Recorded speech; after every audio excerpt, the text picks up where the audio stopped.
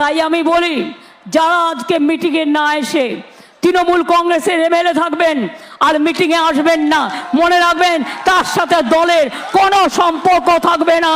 আমি আজই বলে গেলাম, আপনাকে নিয়ে দল চলবে না।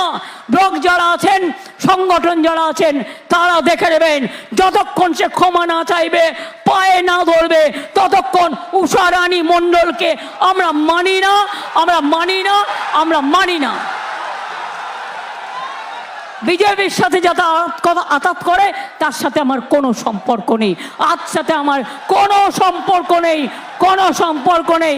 তৃণমূল নেতা তৈরি করে, একজন চলে যায়, কোটি লোক জন্মায়, মা বোনেরা জন্ম দেয় হাজার হাজার লক্ষ লক্ষ লোকেদের। মনে রাখবেন, আপনাদের মতো লোক চাই না।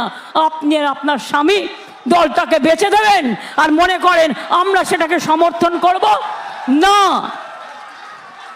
আমি অন্য দলের ব্যাপারেও যেমন কথা বলি, নিজের দলের ব্যাপারেও কথা বলি। আমি এটুকু বলে মায়েদের আমি প্রণাম জানাই।